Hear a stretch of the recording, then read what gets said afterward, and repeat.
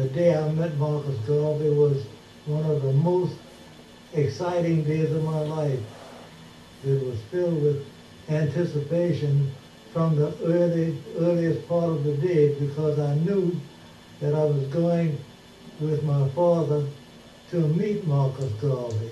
And when Garvey came in the door, everybody stood up in one accord and said, "Speak, Garvey, speak." And it was just like a hush on the room. He said that the pen is mightier than the sword, but the tongue is mightier than them both put together. Before addressing the crowd, Garvey would inhale through a perfumed handkerchief to focus his concentration. The man who once shook like a leaf on stage could now hold an audience spellbound. When he spoke, it was as if you were speaking yourself. It was not like somebody speaking to you, but like he was you, or you was he. And it just was a connecting link, and it was something like fire, like lightning, like something that went through everybody at the same time. Be as proud of your race today as our fathers were in the days of yore. We have a beautiful history, and we shall create another in the future that will astonish the world. I can advise no better step toward racial salvation than organization among us. We have been harassed, trampled upon, and made little of because of our unfortunate condition of disorganization. Our racial program of today is a united, emancipated, and improved people.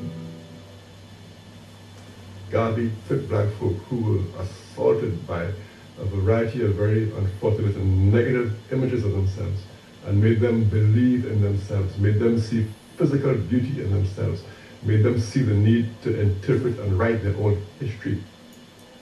Not only interpret and write your own history, it's very important for you to only read accurate history of self. And don't let no one else draw you formats that make you be limited to celebrate your own history in months that they assign to you. You can't be no one's puppet.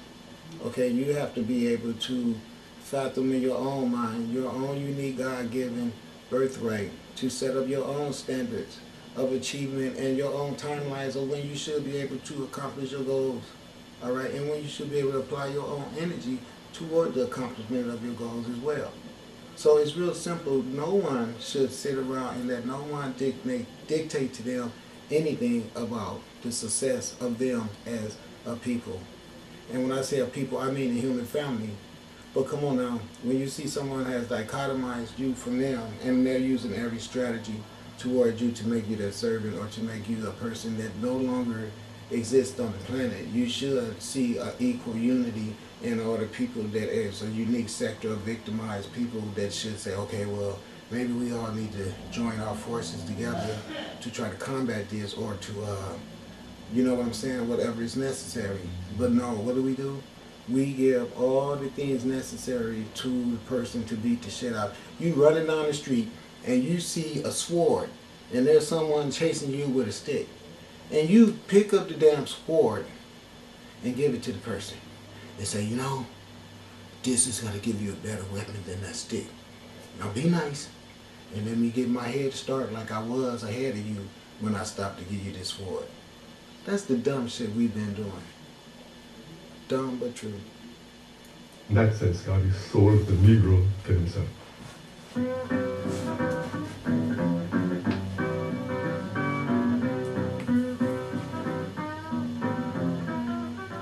With 35 cents, a photograph, and a pledge to support Garvey's nation-building program, any person of African descent could join the Universal Negro Improvement Association.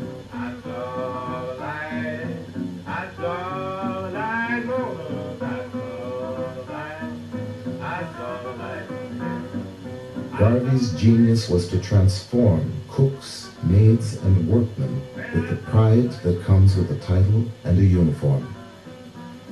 Always think yourself a perfect being, he wrote, and be satisfied with yourself. you would almost see them metamorph into something else. You would see it. They'd suddenly get very tall. Because the smallest man in the uniform still looked like a giant. I can tell you that from experience. They were gorgeous. The black men were gorgeous. Jacob Samuel Mills, a master carpenter from St. Kitts, had come to Harlem in 1910. But barred from the All-White Carpenters Union, he could only find work as a janitor. My father joined the Garvey movement because he thought it was something for the advancement of black people. And every Sunday afternoon when he was through with his work, he would put his uniform on. He felt very proud when he wore that uniform. He would wear it on the trolley car and let everybody look at him and talk if they wanted to talk. But that was Captain Mills. The effect of the uniform on everyone who saw it was electrifying, but especially on white people. I heard white women fainted. When we had the big parades going down Fifth Avenue, they would just fall. Just get moist. The UNIA had something for everyone. For men, there was the African Legion. For young people, the Juvenile Division. And in the Black Cross Nurses and the Universal Motor Corps, the Garvey movement offered black women a place of their own. We wore this uniform everywhere. That was a physical statement that these uniforms and plumage made to the rest of the world, that we are Garveyites and proud of it.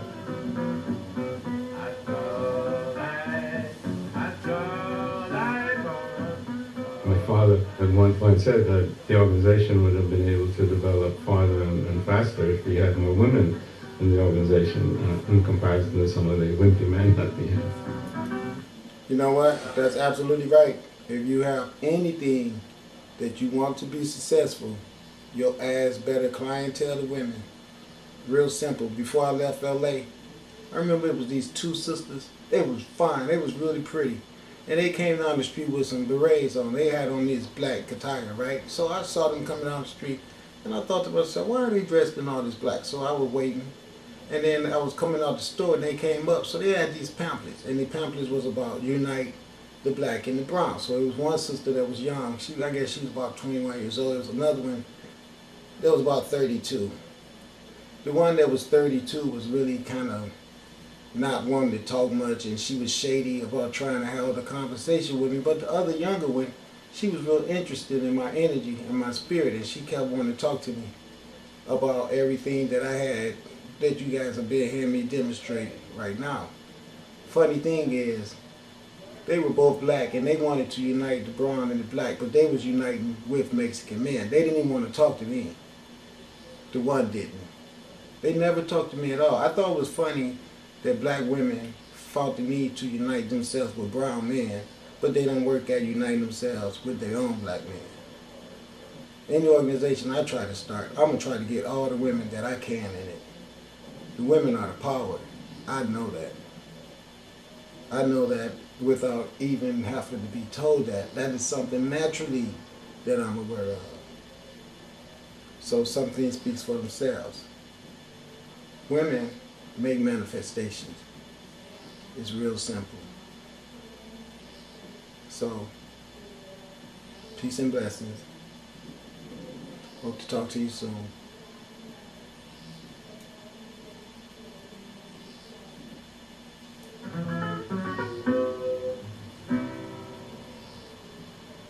With its elaborate rituals and official songs, Garvey's UNIA was a separate world. Members pledged allegiance to the red, black, and green flag, which Garvey himself designed as a symbol of a black nation in the making. Show me the race or the nation without a flag, and I will show you a race of people without any pride.